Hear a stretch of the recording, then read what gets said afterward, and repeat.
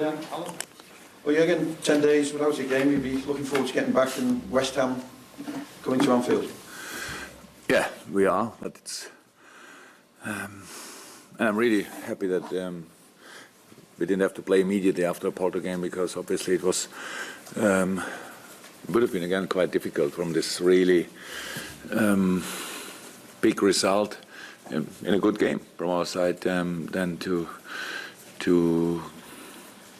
I think to get a concentration for the really difficult job against West Ham. So I know people are like that.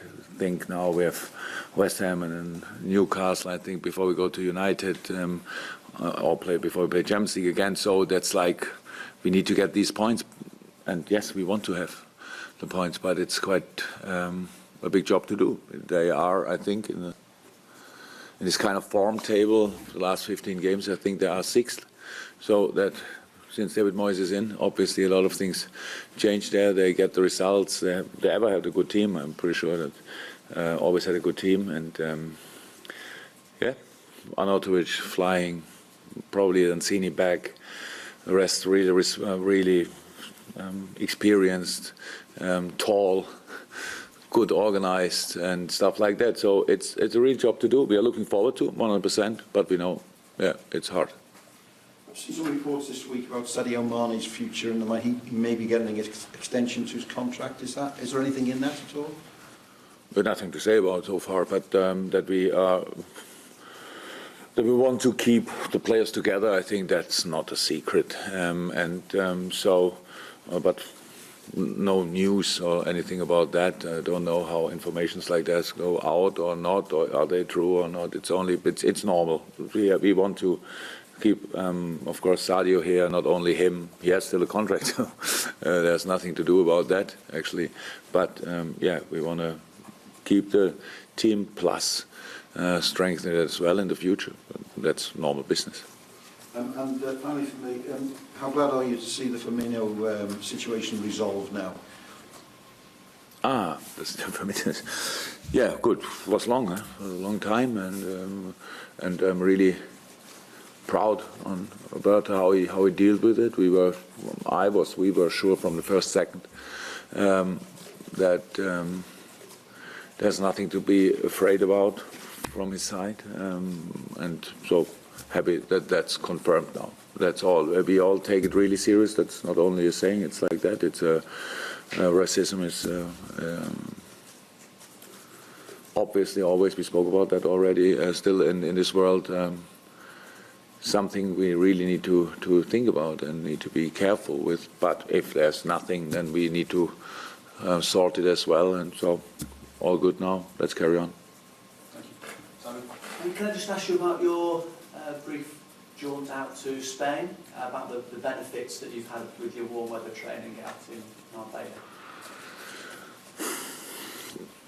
How it always is with a training camp. You want the boys to be together the whole day, pretty much. So we are a lot together, but not in our when we have time off or whatever, because we are so often here. So it's not that the boys spend a lot of do hobbies together or stuff like that. So we had that time as well, but we had 4 sessions when we were there.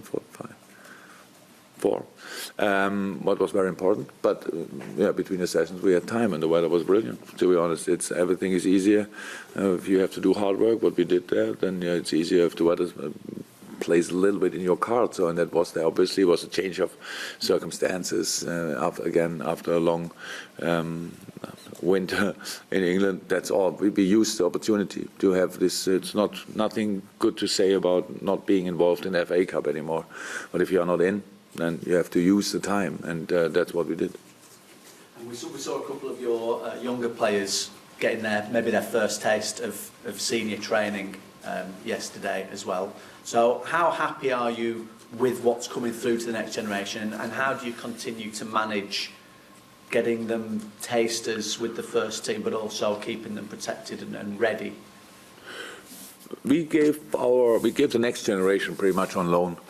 So now with Ovier, with Harry, with Ryan, maybe I forgot a few, but they are now out there and try to make the next step. Means there's a next generation, and this generation is still here. And yes, of course, I want to see them as often. I knew obviously about Rafa before, I knew about Curtis before, and a few others, Liam Miller. It's just Stephen has a nice team together, Critch as well, so it's good. But for Critch it's a bit more difficult now because pretty much we gave half of his team on loan. It's not too easy, but gives other players opportunities to play. Conor Masterson is quite often with us, or was, and so we know the boys. And giving them the opportunity is always nice. And if we would have injuries now, what we think or don't have too much in the moment, then we need them as well, and for a proper training session. So, but you only can use them if they are ready for that. If the level doesn't drop, then when they are in, if the niveau is not dropping and they are in, so on, it's not like this. It's nice to see them. They are close, and it's good for all of us. And yeah, I'm very positive about that. I love the result of the United. When I saw it was a quite difficult game against United, so they had their chances as well. But football is still a result game, and we won it, and it's good. I of course gave my compliments to Stevie. I like his desire, how he's doing the job. It's really cool, and he has a good bunch of players together there. So that's all in a good way. Happy about that, of course, and yeah, but it was never in doubt. How I said, we gave the other boys on loan because we have the next generation here, and now they can step up. And just a random fact, really, to throw at you. If Mo Salah scores again with his left foot between now and the end of the season, that will be the most goals in one season that someone scored with the left foot. I think Robbie Fowler was previously the most on that one. So has he got the best left foot in the business, would you say? Hopefully, in the business all over the world. Lionel Messi is left foot. Is he left foot, Lionel? Or maybe we should not forget him completely. Yeah, that's the best in the world. I'm not too much interested in this categories, but he has a good one. I'm happy about that, and he made already header. I'm more surprised about that he had header as well, and probably with the right foot he scored. Yeah, a few.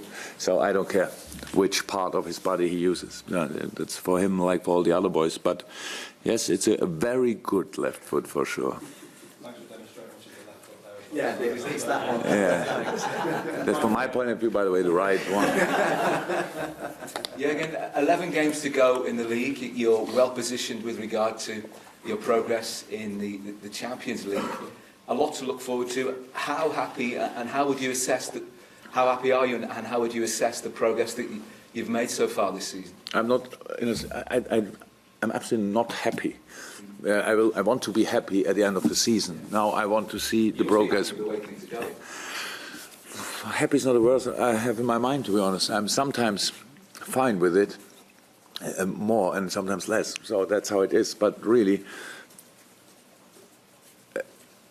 immediately after the game against Porto, it's not good for me as a human being, but it's all about West Ham. So, and I knew what other people will say about that, and that's our life to deal with that. Now, what I want is that we all are really ready for this game tomorrow, and not again. So, yes, will they defend a little bit deeper in part of it? Yes, probably. And we need an atmosphere that's ready for that as well. So it's nothing decided that season. We're in a good position, but a good position gives you only the basis for the next few games, and now we have to use it as a group, players, coaches, manager, crowd.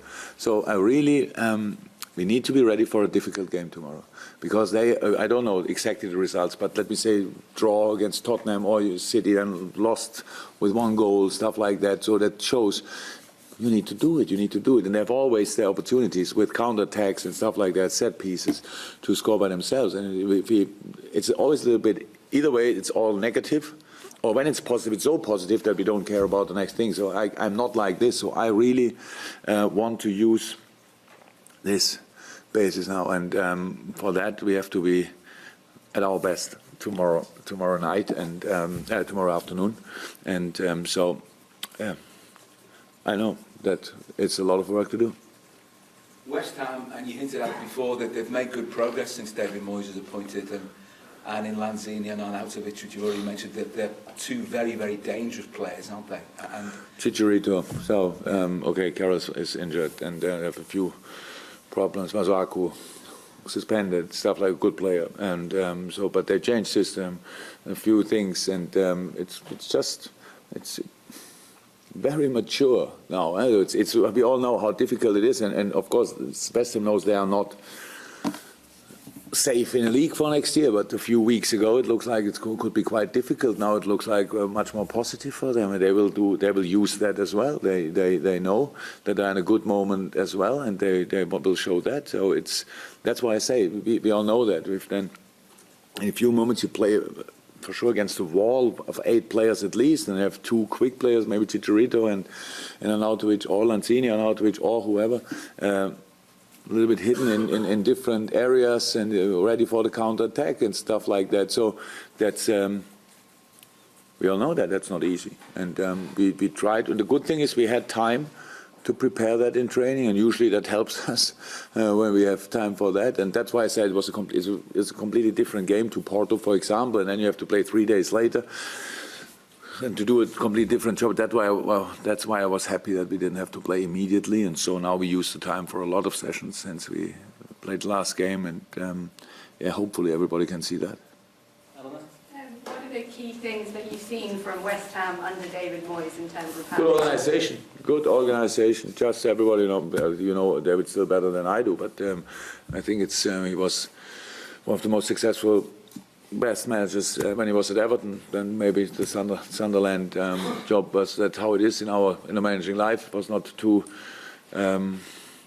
successful, but things like that happen. Nobody doubted his quality. Now he shows it again at West Ham. So I think Slaven Bilic is a fantastic manager, and they did really well until they didn't well anymore. And then David came in and had to change it all around again. So it's good organisation. It's a clear plan. It's bringing the players in their best positions. That's what he's doing. A few brave decisions as well, in lineup-wise. So that's how I said. David is very, very experienced, and he knows what he's doing, and that's it. Have you got any injury issues? Not really in this moment. Little things always, a little bit stomach here and there, but should be okay. Nobody said today to me that they're still out, but we had 1 or 2 players with a little bit few issues. Stomach-wise, should be okay, hopefully. Anyone who's a real doubt then? Or Not at the moment, no. Anything from you? Anything more from the floor? Thank you very much, guys. Thank you.